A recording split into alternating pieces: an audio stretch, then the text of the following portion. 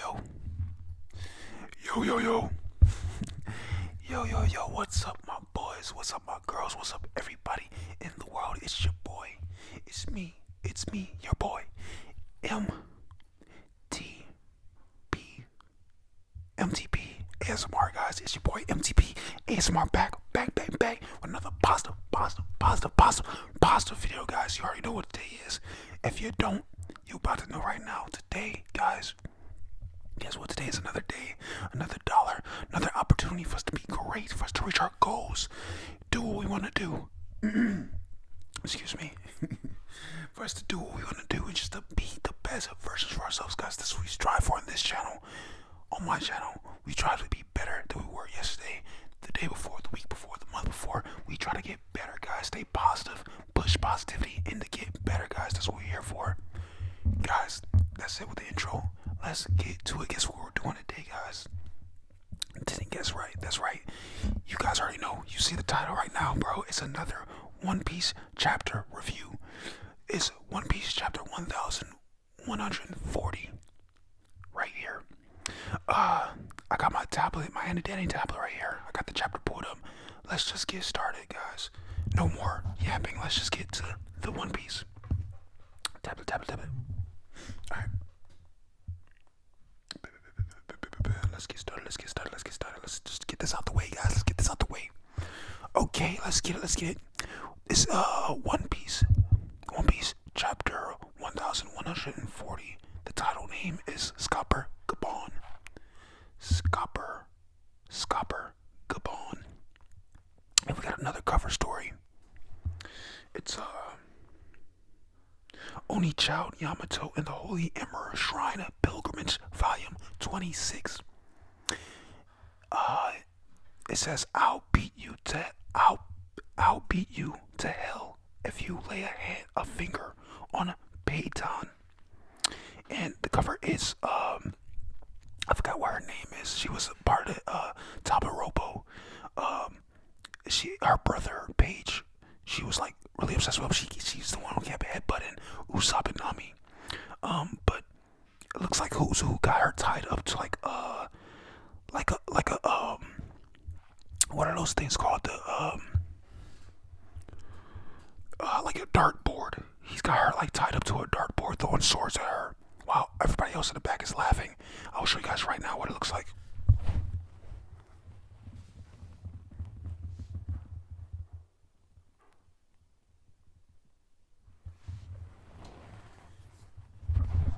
And so yeah, I'm guessing that's what she said at the bottom. I'll beat you to hell if you lay a finger on Peyton.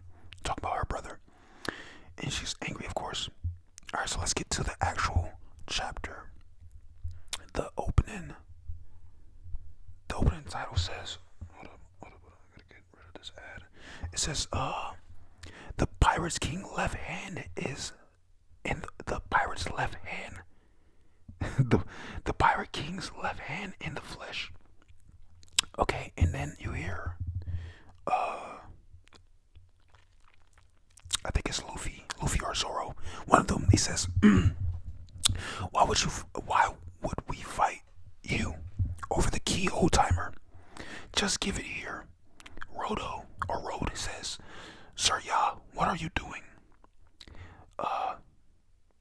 Sir Ya or Scopper Gabon, he says, "What? Don't you think you can take it?" And then Luffy jumps out of Road's hand. He says, "Why you?" Nami says, "Luffy," concerned about him. And then Zoro has a flashback for when the kids were talking earlier. It's Colin. He says, "Did you know my father's human too? He used to be a pirate, and he doesn't fear anyone, not even the warriors of Elbaf." Zoro's remembered. Luffy goes to reach for the key, and Scopper dodges him so effortlessly. Luffy's looking confused. He goes, huh? He constantly tries to catch him, but he goes, whoosh, whoosh, whoosh, whoosh. Luffy goes, huh? What's happening? He gets mad. He goes, grr, come on, old man. The sooner we get back to Loki, the sooner we get back to the feast. They're hurrying, take it, he says. Luffy says, just watch me. He stretches his hand out to grab him again. But Scopper jumps in the air. Luffy says, Haki. The giant key that he has. He's swinging at Luffy and he puts Haki inside of it and smacks him on the head. He goes, oof. Smacks him really hard. Look how it looks. He makes the key all black. He puts Haki inside of it. Look at it.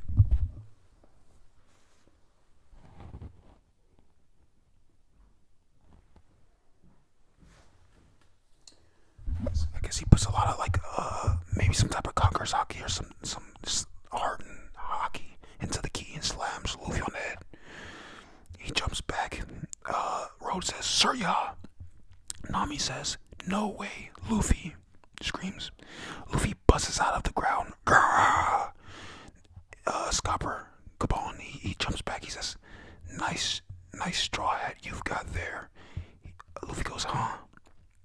Scopper says, it suits you better than that helmet, don't you think? Luffy says, duh, it's my treasure. I'm holding onto it for Shanks. Now, hand over the key.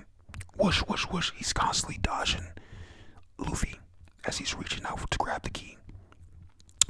He says, holding onto it. He didn't just give it to you. What a cheapskate. Whoosh, whoosh, whoosh. He's still dodging him. Luffy says, you've got it wrong, dummy. And don't call him that. You think you don't know the first thing about him. Scopper laughs, and then he throws the key into Luffy's mouth. He throws the giant key into Luffy's mouth, and his head shaped like the key because it's stuffed inside his mouth. He goes, blah. You got a mouth on you, brat. And then he kicks the key into his mouth and kicks Luffy down into some rubble. He turned the camera to Zoro. Zoro goes, huh? You see, Scopper, he has axes in his hand. Zoro says, axes. He grabs the two axes. He says, Grim Throng. Don't know what that means. Grim Throng. I'm guessing that's a movie he has. And you see Luffy's face super surprised because he's about to cut him. And he swings really hard with his axe and it's about to swing. Zoro yells, Luffy, dodge! And you see Zoro jumps in. You see the attack, right? So Scopper, he uses like an axe attack, and it looks like he's not like just hitting him with the axe. He's like shooting some type of, you know how Zoro, they like shoot some stuff, like whenever they slice the air, they can shoot like a projectile out. It looks like that, but he did it a bunch of times with his axes. And Zoro's trying to dodge, or he's trying to block them with his three swords, while Luffy does a backflip to dodge. The attack knocks down a piece of the castle that they're in. It drops down, it falls, or he cuts it and it falls down. It says rubble. And you see literally a piece of the castle, like one of the roofs of the castle falls off. Scopper thinks in his head he's got a fine crew as Zoro is sweating, blocking his attack. And you see Road, surprise face, like, and you see Nami too. They're both surprised at the attack.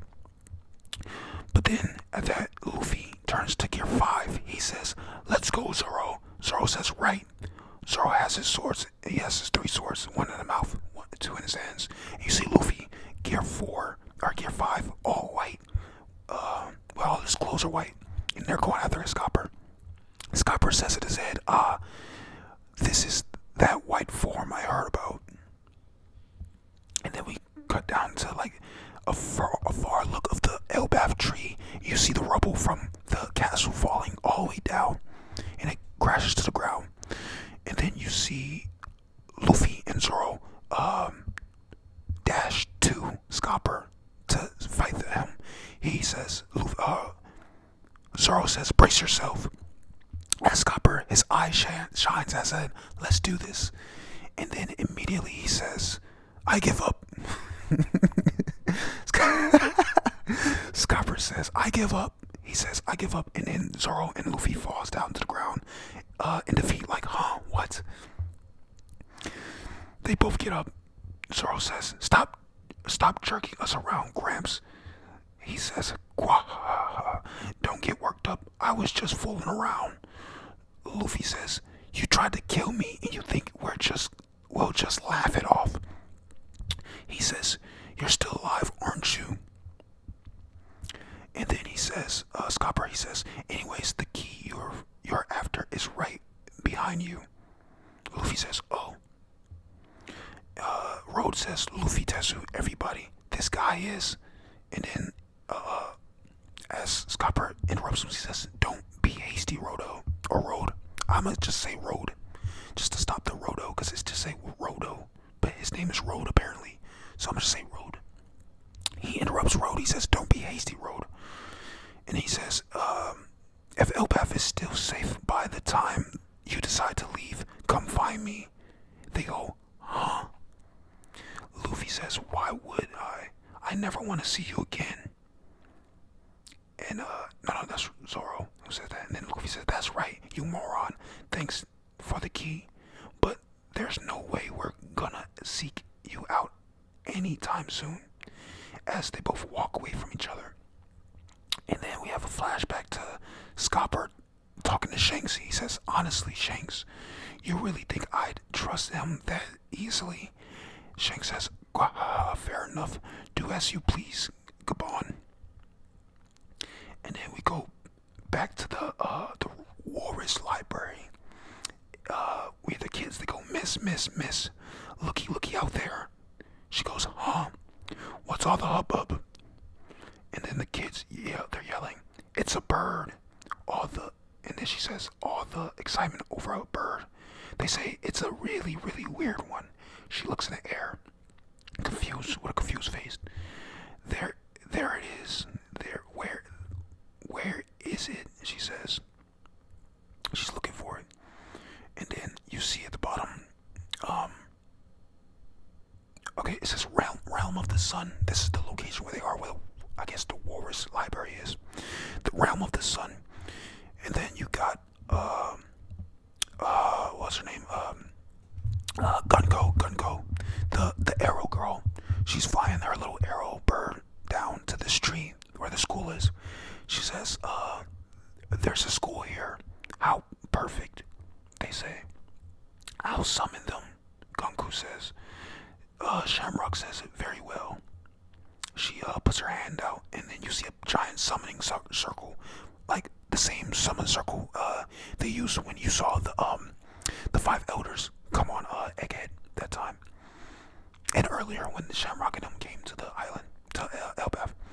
And then you see a burst of lightning, black lightning, go into the air because they're summoning someone. And then you see this black lightning or black smoke or whatever this black stuff is. I think it's like smoke or lightning. It's starting to take form of two people. And you hear a voice. One of them says, I understand. It says, understood. No, I don't mind going. The other voice says, just tell me where we're leaving from. Just tell me where we're leaving from. The abyss will be here. The abyss will be where now? He's asking. He's talking. And then we cut to, okay, we see their full bodies. We see their silhouettes at first, but then now we're seeing their full bodies. They're talking to someone on the transponders now, one of them. He says, nah, it's fine, but we'll have some time before, right? Can I at least have an hour? Also, what is the current situation? I'm talking about the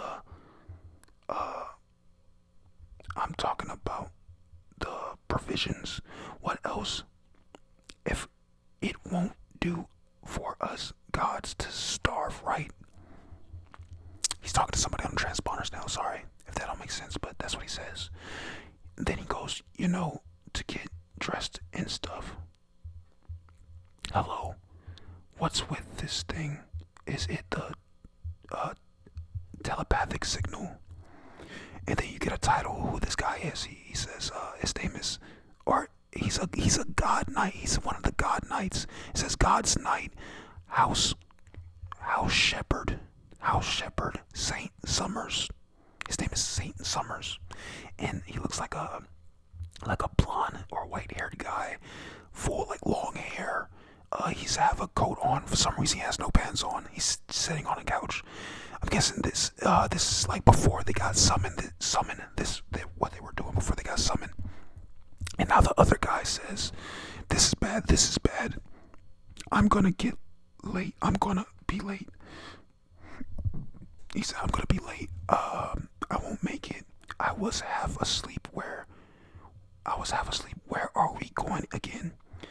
And he's a God's Night House. He's a God Night. It says God's Night House. Limosive. Limitative.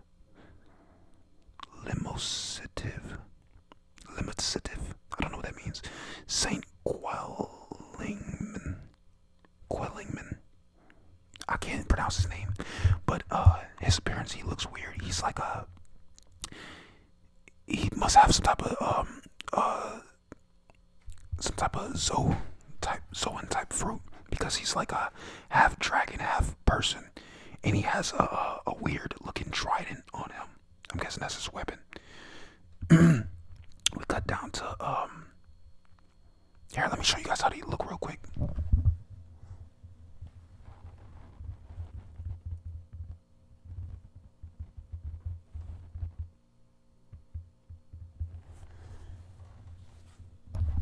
They look kind of weird.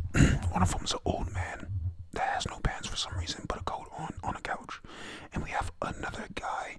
He's half human, half like dragon. He looks like half dragon with a helmet, like a bubble helmet on his head, and he's carrying a trident, and he's wearing a full like a suit, like a full suit. Okay, now we cut back to Gunko. Gunko looks unimpressed for some reason. She says, now Saint Summers says, "Huh, Gunko, what are you doing in my manor? Huh, Shamrock's here too." And then that's when he notices. He goes, they both go, "What?" Looking surprised. And then they say, "We're in Elbath." And then okay, and then we cut to, damn, that guy they're both actually pretty tall, but the dragon looking guy's mad taller. He says, Saint Summers, he says, "The summoning brought my couch too. Big surprise." The dragon looking guy, I can't pronounce his name. The dragon looking guy, he says, "So this is the land of giants, huh? Everything's huge, even though they're pretty damn big themselves." Shamrock says, "I only wanted one person. Why are there two?" The dragon guy says, "It's because you're meant to go home, Captain." He says, "I am." He says, the dragon guy, he says, "It's an order from above." Saint Summer says, "So that's what it is." And then he says, "I suppose the situation in the Holy Land has gotten dire recently. Everything started to spiral downhill after the reverie started. It'd be best for you to hurry back there, Shamrock." He says, "Anyway," Summer's still talking. "Anyways, why don't you brief us on the current mission? What are we doing in a non-member nation like this?" Were you visiting it?" He says, "Were you visiting Harold's grave or something? King Harold's grave." And then you see he's putting on his clothes. The whole time they're talking, he's putting on his clothes because he basically had no clothes on. So he's putting on his clothes. And then we cut down to him. He says, "All right, I get it. So we just need to nab those brats and take them back to the Holy Land. Although I guess those particular kids are a bit too big to just stuff in a bag or something." He's talking about the giant kids in Elbath. They're trying to kidnap them and take them back to the Holy Land. And then you go to the dragon guy. He says, "And those without the mark can't pass through the abyss. That means we'll have to spirit them away by ship, huh?" So I'm guessing he's talking about the summoning portal, the summoning sign that summoned them there. He said they don't have some type of mark, so I'm guessing you need some type of mark to travel through the summoning circle. Gunku says, or she's irritated. She says, ingrates. She calls them ingrates. I'm guessing Gunku doesn't like both of them. And then I think this is this Shamrock talk. He said, with our current powers, we could make a game out of this. And then he says, and that was the end. He said, the bottom it says, what kind of plan is he concocting? What kind of plan is he concocting? Shamrock. So, and that was it. That's the end of the chapter 1140, guys. So basically, Scopper Capone was testing Luffy and Zoro to see if they were strong enough to actually take care of business. If they're trying to unshackle Loki and stuff, so he's just testing them to make sure they're strong enough to handle that. And apparently he got some type of secret to tell them if Elbaf is okay at the end. So he said to come meet him if everything's okay at the end. And then we turn to Shamrock and Gunko, and they are summoning two new people, two new God Knights. Saint Summer and Saint, what's his name again? Saint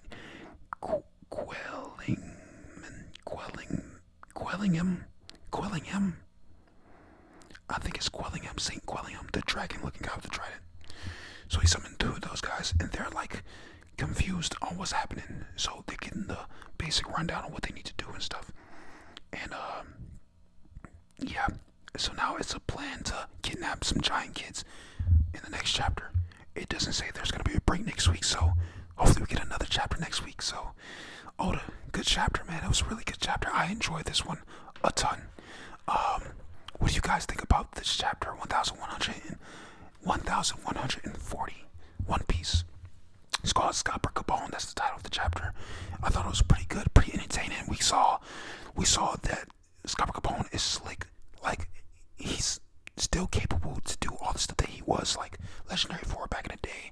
He still uses Conqueror's Haki. Apparently he got a hit on Luffy, surprisingly enough. He dodged Luffy and Zoro. So it goes to show you that he's still a OG strong guy.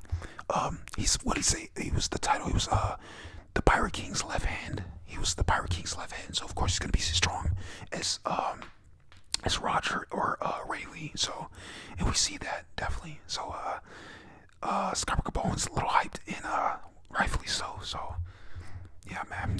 I thought this was a pretty good chapter, honestly. A lot going on, a lot of exposition, and yeah. Well, I'm hoping we get to understand how these portals and stuff work eventually, because that's still kind of crazy. But yeah, that was it, man. That was it. I hope you guys enjoy this chapter review, guys. One Piece is the shit. So hopefully you guys enjoy this. Look, I got the shirt on. One Piece shirt while I'm reading One Piece chapter. Ain't that funny? What a coincidence. But that's it, guys. We're gonna wrap it up right here, man. I hope you guys enjoyed this One Piece chapter review. Let me know what you guys think in the comments below. But that's it. That's that, guys, man. I hope you guys enjoy it, man. Make sure you guys like, comment, subscribe. Like, comment, subscribe. All the videos and all the stuff, man. Let me know what you guys want to see in future videos down in the comments below, man. I love you guys. I will see you guys tomorrow in a brand new pasta video, man. One Piece, good, man. I'll see you guys tomorrow in a brand new video, man. I love y'all. See y'all. Peace.